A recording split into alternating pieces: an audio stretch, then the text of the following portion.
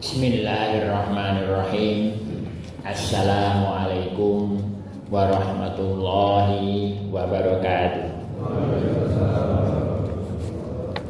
Allahu Akbar, Allahu Akbar, Allahu Akbar, Allahu Akbar, Allahu Akbar, Allahu Akbar, Allahu Akbar, Allahu Akbar, Allahu Akbar, Allahu Akbar kabira, walhamdulillahi katsira, wa subhanallahi bukratan wa asila.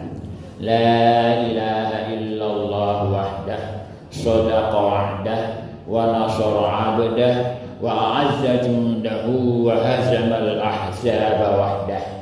La ilaha illallah wa la na'budu illa iyyahu mukhlishina lahuddin, walau karihal kafirun, walau karihal musyrikun. La ilaha illallah wallahu akbar, Allahu akbar, walillahil hamd. Alhamdulillah alladzi ja'ala al-udhiyata syukran lillahi haqqa syukri wa it'aman lil fuqara wal masakin min ibadihi wa tarbiyatan li mustawal ubudiyyati fi nufusi khalqihi. Asyhadu an la ilaha illallah wahdahu la syarikalah wa asyhadu anna Muhammadan abduhu wa rasuluh. Allahumma salli wa sallim wa barik ala abdika wa rasulika Muhammad wa ala alihi wa ashabihi wa man tabi'ahum ila yaumil ma'ad. Amma ba'd, fa ya ibadallah ittaqullaha haqqa tuqatih wa la tamutunna illa wa antum muslimun. Hadirin jamaah Idul Adha yang dirahmati Allah, alhamdulillah kita sekarang berada pada hari bahagia, hari bergembira, hari raya Idul Adha. Agaknya begitulah seharusnya suasana pada saat hari raya menurut Rasulullah SAW. Maka jangan heran ketika Abu Bakar radhiyallahu anhu melarang dua penyanyi yang diiringi dengan rebana pada hari raya. Rasulullah bersabda, "Da'huma ya Abu Bakar, fa innaha ayyamul Id." Wahai Abu Bakar, biarkan mereka berdua bernyanyi karena hari ini adalah hari raya. Hadirin, saat di hari raya yang penuh ceria ini, tidak kurang dari 240.000 saudara kita sedang menunaikan rukun Islam kelima, yaitu ibadah haji di tanah suci. Mungkin sekarang mereka sedang berada di Mina untuk persiapan lempar jumrah setelah kemarin wukuf di Padang Arafah. Semoga haji mereka mabrur dan dapat kembali ke tanah air dengan selamat sambil membawa oleh-oleh yang berupa jiwa talbiyah, labbaik Allahumma labbaik, yang berarti aku menyambut panggilanmu ya Allah. Jiwa talbiyah ini berisi transformasi psikologis menuju ketaatan yang tinggi kepada Allah Subhanahu wa taala, ibadah yang giat kepada Allah, dan tekad yang bulat untuk membantu umat.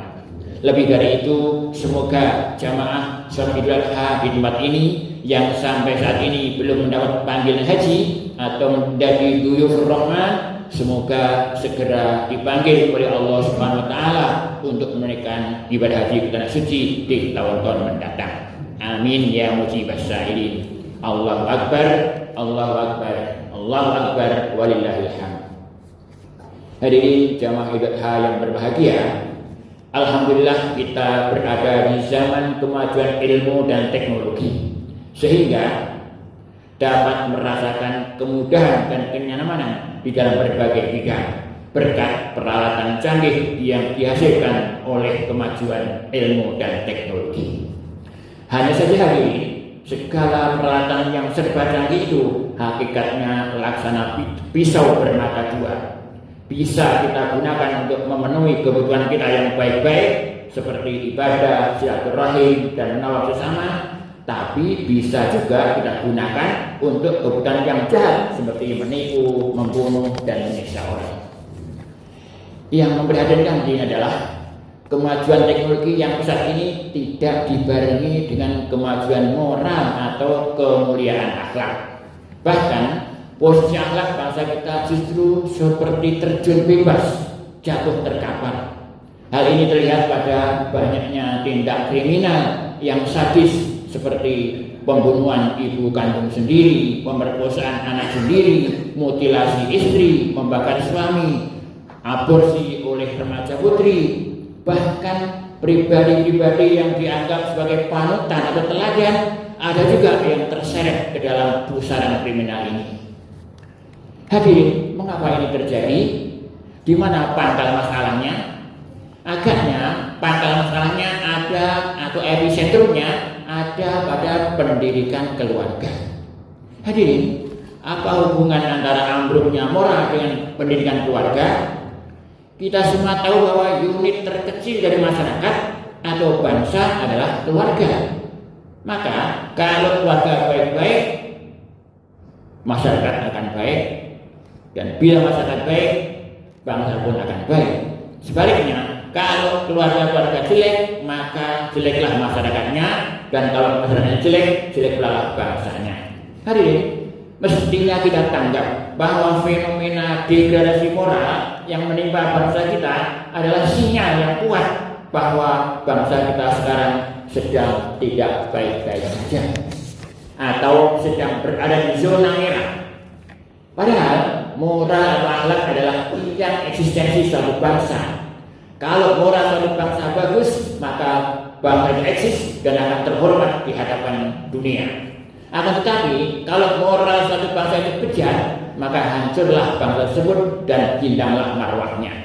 Ahmad Shauqi, seorang sastra Mesir, berkata, "Wa innamal umamul akhlaqu ma baqiyat fa in hum dhahabat akhlaqum dhahabu."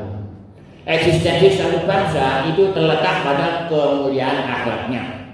Jika akhlak bangsa itu rusak, maka musnahlah keberadaan bangsa itu. Agaknya bangsa Indonesia sekarang ini sudah darurat revolusi akhlak. Kita harus bergerak cepat untuk memberikan terapi akhlak yang tepat dan esensial. Terapi atau recovery akhlak yang dimaksud tidak lain adalah pendidikan keluarga yang religius, serius, holistik, dan komprehensif. Pendidikan keluarga seperti itu diyakini bisa menguatkan mental anak, menghaluskan perasaan anak, dan meluhurkan budinya. Hadirin, kelihatannya pendidikan yang bergerak di negeri ini sekarang lebih mementingkan pendidikan rasio ketimbang akhlak, lebih mengutamakan pendidikan keterampilan ketimbang pembentukan mental dan karakter. Memang pendidikan rasio bisa membuat orang pandai berpikir seperti filosof, dan pendidikan keterampilan bisa membuat orang pandai bekerja sehingga menjadi kaya raya. Akan tetapi, apa artinya ilmu setinggi langit kalau moralnya bejat? Apa artinya kaya raya kalau akhlaknya bobrok? Yang terjadi bukannya memberi solusi, tapi malah menambah masalah. Sayangnya, hal yang amat penting ini kurang disadari oleh bangsa kita. Apa buktinya? Hadirin, kalau pendidikan akhlak sudah dihapus dari kurikulum pendidikan nasional, bukankah itu bukti bahwa negara kita mengabaikan pendidikan akhlak atau menomorbunjitkan peran mental atau karakter? Oleh sebab itu, jangan heran kalau pendidikan seperti ini menghasilkan generasi yang kadar moralnya sangat tipis, sikap mentalnya lemah, dan tindakan perilakunya memprihatinkan. Kepada orang tua kurang respek, kepada sesama sombong dan cuek, kepada Allah SWT masa bodoh dan suudzon. Agaknya yang kita butuhkan sekarang ini adalah pendidikan yang holistik dan pendidikan yang komprehensif, pendidikan yang menghasilkan manusia-manusia berakhlak mulia, manusia-manusia bermental baja, manusia-manusia berjiwa besar, dan manusia-manusia yang siap mendharmabaktikan dirinya demi kemaslahatan umat, atau manusia-manusia yang berdaya guna bagi sesama. Rasul bersabda, "An Abdullah bin Umar qala, qala Rasulullah sallallahu alaihi wasallam, khairun nasi ahsanuhum khuluqa." Sebaik manusia adalah yang paling akhlak, yang paling mulia akhlaknya. Dikuatkan oleh hadis Nabi yang lain, An Jabir bin Abdullah radhiyallahu anhu qala, qala Rasulullah sallallahu alaihi wasallam, khairun nasi anfa'uhum linnas, rawahu Tabrani fil Awsat. Sebaik-baik manusia adalah yang paling besar manfaatnya bagi sesama. Bagaimana membentuk roadmap, bagaimana bentuk roadmap pendidikan atau peta rute pendidikan untuk menghasilkan manusia berkarakter seperti ini? Agaknya kita perlu melihat roadmap pendidikan yang dipraktekkan oleh Nabi Ibrahim alaihissalam. Hadirin, Nabi Ibrahim alaihissalam dalam Al-Quran disebutkan 69 kali yang tersebar dalam 25 surat dan terbagi dalam 17 juz. Banyaknya penyebutan nama Ibrahim berikut kisah-kisahnya dalam Al-Quran ini menjadi sinyal betapa pentingnya meneladani perilaku Nabi Ibrahim alaihissalam. Lebih dari itu, Nabi Ibrahim dianggap nabi yang paling sukses dalam mendidik putra-putranya. Pribadi Nabi Ismail alaihissalam adalah pribadi ideal hasil usutan Nabi Ibrahim alaihissalam. Siapa yang tidak kenal kesantunan Nabi Ismail? Siapa yang tidak kenal ketaatan Ismail alaihissalam kepada Allah Subhanahu wa taala? Bahkan ketika diperintah untuk disembelih pun Ismail alaihissalam tetap patuh, taat dan siap untuk sendiko dakwah. Lebih dari itu, didikan Nabi Ibrahim ini tidak hanya mempunyai dampak satu generasi, tapi mempunyai dampak lintas generasi sampai kepada generasi Nabi Ishak alaihissalam, Nabi Yakub alaihissalam, Nabi Yusuf alaihissalam, Nabi Musa alaihissalam, dan para nabi yang lain sampai nabi yang terakhir yaitu Nabi Muhammad SAW. Sehingga Nabi Ibrahim digelari dengan julukan Abul Anbiya atau bapaknya para nabi. Oleh sebab itu, tidaklah berlebihan kalau kita katakan bahwa pendidikan Nabi Ibrahim adalah pendidikan yang holistik, komprehensif, berpandangan jauh, dan berwawasan luas. Agaknya visi mencetak manusia berkarakter kuat seperti ini, seperti versi Nabi Ibrahim, bisa di breakdown dalam roadmap yang dinamakan sistem transformasi zonasi atau perubahan zona. Paling tidak ada 3 model transformasi zonasi yang ditetapkan oleh Nabi Ibrahim alaihissalam, yaitu 1. Transformasi dari zona nyaman ke zona sulit. 2. Transformasi dari zona fisik ke zona spiritual. Dan 3. Transformasi dari zona individual ke zona sosial.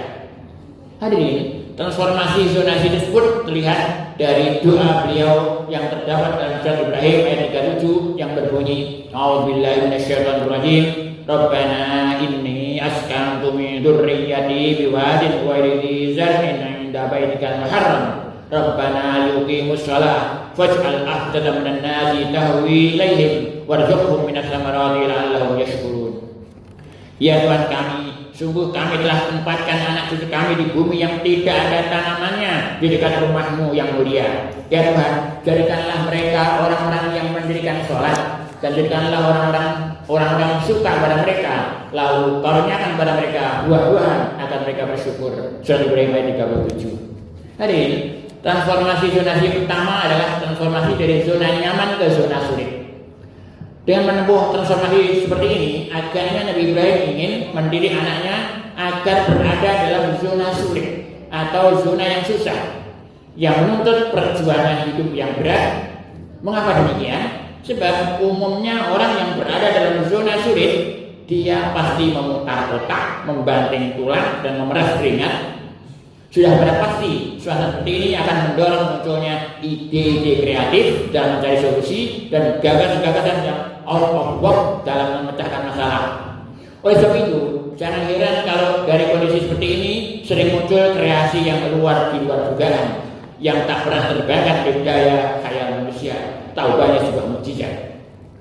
Untuk transformasi dari zona nyaman ke zona sulit ini, Ibrahim memindahkan putranya dari zona nyaman di Palestina ke zona sulit di Makkah Al-Mukarramah yang tanahnya kering kerontang tanpa tanaman. Maka ketika bekal yang dibawa dari Palestina sudah habis, Siti Hajar bingung, tak tahu lagi apa yang harus dilakukan untuk mempertahankan hidup.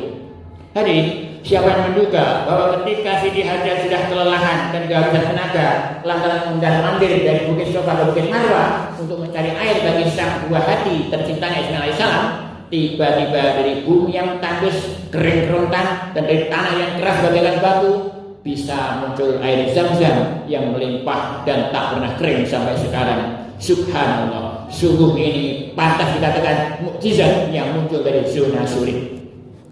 Lebih dari itu, Ibrahim yakin bahwa orang yang biasa nyaman, enak dan mudah akan panik bila terbentur kesulitan, akan berkeringat dingin bila diterpa ujian, akan akan pucat pasti bila dihadang ancaman dan tekanan.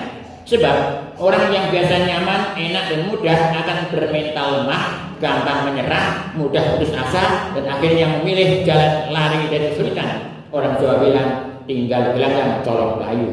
Akan tetapi orang yang biasa hidup sulit, melarat dan susah akan mudah baginya untuk menghadapi kesulitan dalam bentuk apapun.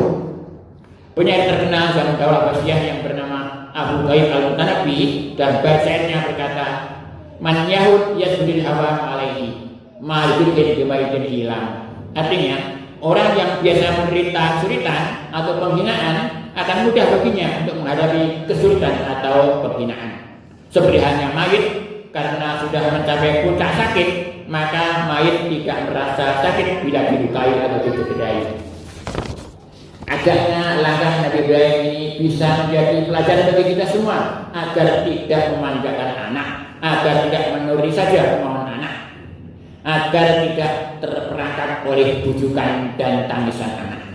Hadirin, transformasi zonasi kedua adalah transformasi dari zona fisik material ke zona rohani spiritual. Memang zona fisik material terlihat mempesona dan menjanjikan kebahagiaan, sehingga banyak orang yang beranggapan bahwa tanpa materi kehidupan ini akan sengsara, tanpa materi kebahagiaan akan sulit dicapai, bahkan tanpa materi kehidupan akan ambiar dan berantakan. Akan tetapi hadirin, perlu diketahui bahwa bertumpu hanya pada aspek fisik, mental, material dan kehidupan tanpa memperhatikan aspek rohani spiritual akan membuahkan kualitas hidup yang rendah dan hina, akan mengakibatkan kehampaan spiritual yang mencekam dan akan menjebak kita dalam jalan buntu menuju kebahagiaan. Oleh sebab itu, jangan heran kalau orang yang terjebak pada pola kehidupan fisik material ini lantas mencari jalan pintas atau solusi instan seperti bunuh diri, narkoba, dan seks bebas. Hadirin, zona spiritual ini adalah zona yang luas tanpa batas. Zona spiritual yang paling kuat adalah zona akidah. Zona ini teramat luas mencakup alam kubur, alam malaikat, alam barzakh, alam mahsyar, alam surga, dan alam-alam yang lainnya, amat luas tak terbatas. Zona akidah ini mendorong kuat manusia untuk masuk ke zona ibadah, zona interaksi langsung dengan Allah Subhanahu wa Ta'ala, Zat yang Maha Kuasa yang tanpa batas. Memang zona ini lebih tinggi nilainya, lebih hebat kekuatannya, lebih dahsyat dampaknya. Oleh sebab itu, jangan heran kalau untuk mencapainya tidaklah mudah. Hari ini, zona spiritual ini bisa terlihat jelas dalam ibadah sholat. Dalam sholat, kita berhubungan dengan Zat Allah SWT, Zat yang tak terlihat, Zat yang tak terbatas. Bacaan-bacaan yang kita baca waktu sholat itu berisi doa-doa yang mengandung makna abstrak yang luas tak terbatas, seperti tahiyat, sholawat, barokah, maghfirah, siksa jahanam, siksa kubur, fitnatul mahya, dan fitnatul mamat. Sudah tentu untuk melaksanakan tindakan seperti ini, potensi fisik saja tidak cukup. Kita membutuhkan potensi spiritual yang jauh lebih dahsyat dari potensi fisik. Kalau kita pandai menggunakan potensi spiritual ini, maka kita akan take off dalam sholat, kita akan tinggal landas dalam sholat, kita akan mencapai alam yang luas tanpa batas sehingga merasakan kelegaan yang tiada tara. Sebaliknya, kalau kedahsyatan spiritual ini tidak kita aktifkan dalam sholat, maka sholat kita akan hambar tanpa rasa dan sholat kita akan lemah lunai tanpa daya.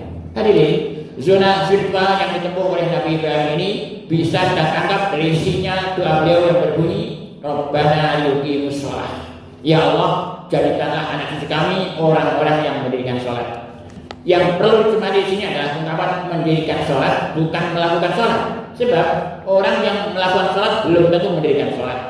Orang yang mendirikan sholat adalah orang yang sholatnya bisa berdiri tegak, berdaya kuat, berenergi dahsyat, sehingga bisa menggerakkan pelakunya untuk memperbaiki kekurangan dirinya sendiri, memperbaiki kebobrokan di masyarakatnya, memberantas kecurangan, membasmi kezaliman, dan penyalahgunaan kekuasaan atau abuse of power.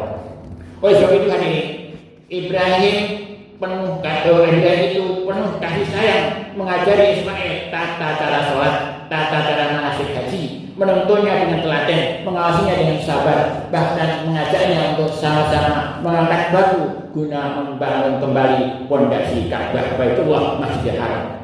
Maka dari itu, kalau kita ingin memiliki generasi model Ismail, jangan sekali-kali mengabaikan pendidikan sholat untuk anak-anak kita. Jangan sampai ketolongan anak kita tidak sholat.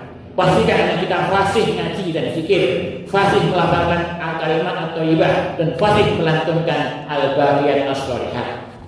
Hadirin, transformasi zonasi ketiga adalah transformasi dari zona individual ke zona sosial. Hadirin, zona individual adalah zona yang sempit, sumpah, kuper, dan membelenggu. Ketahuilah hadirin bahwa manusia diciptakan untuk membantu manusia yang lain, karena manusia tidak bisa hidup sendirian. Abu Ala Al-Mari, penyair Arab abad ke-4 Hijriah, dan bacaannya berkata, "An-nasu lin-nasi min badbin wa hadiratin, ba'duhum li ba'din wa illam yashkuru khadam." Manusia itu diciptakan untuk melayani manusia yang lain, baik yang ada di perjalanan maupun yang di perkotaan. Sebagian mereka adalah pelayan bagi yang lain, kendati mereka tidak merasa melayani. Bagi Al-Mari, fungsi penting manusia di dunia ini adalah melayani orang lain atau memberi manfaat kepada orang lain. Untuk itu, manusia tidak boleh tertekan oleh zona individualnya, tetapi harus meluncur bebas ke tanah yang luas, menjelajah berbagai lini kehidupan, bagaikan burung yang mengepakkan sayapnya terbang tinggi di angkasa. Manusia harus bekerja keras, menggali ilmu, menguasai teknologi, dan membangun peradaban yang tinggi. Transformasi zonasi dari zonasi individual menuju zonasi sosial ini dapat kita tangkap dari doa Nabi Ibrahim alaihissalam yang berbunyi, "Waj'al afidatan minan nasi tahwi ilaihim." Ya Allah, jadikanlah hati para manusia suka atau condong kepada anak cucu kami. Doa ini mengisahkan bahwa Ibrahim ingin anak cucunya pandai bersosialisasi, pandai berkomunikasi, simpatik dalam bertindak, menyenangkan dalam bersikap, dan ringan tangan dalam membantu sesama. Ibrahim sendiri memberikan contoh pola interaksi yang simpatik ini, sebagaimana terlihat dari cara memanggil putranya dengan kabar, "Ya bunayya," wahai anakku, seperti dalam ayat, "Ya bunayya inni ara fil manami anni adbahuk fanzur madza tara." Wahai anakku, aku bermimpi bahwa aku menyembelihmu, bagaimana pendapatmu?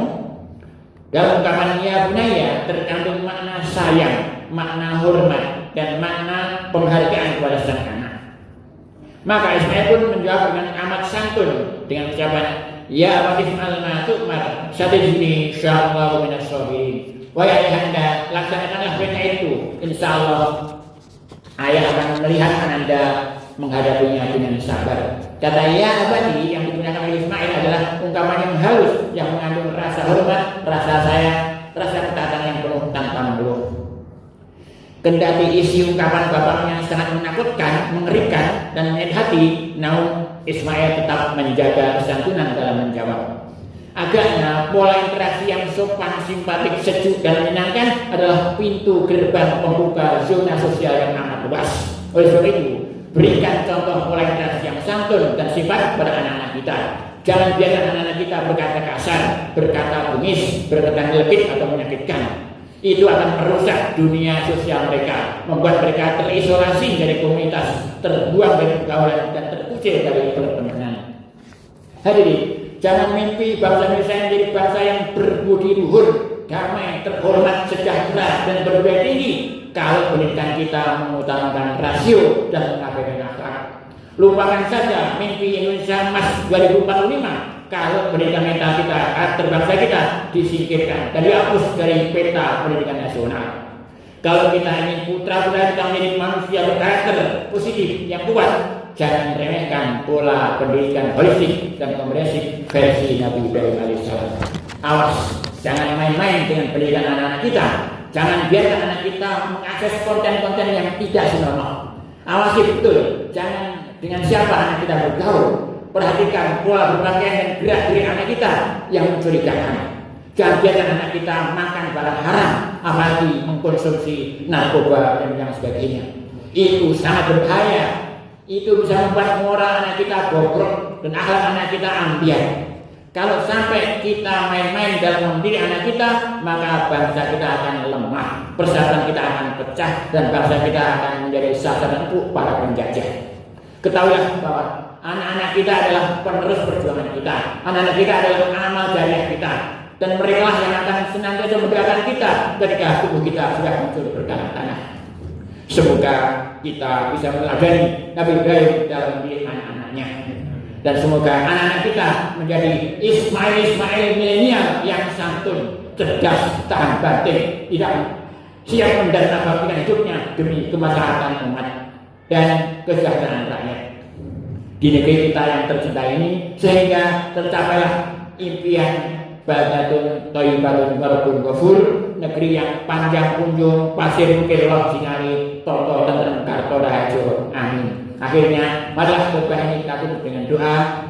Allahumma ighfir lil mu'minina wal mu'minat wal muslimina wal muslimat al ahya'i wal amwat innaka sami'un qaribun mujibud da'wat. Rabbana hab lana min azwajina wa dhurriyyatina qurrata a'yun waj'alna lil muttaqina imama.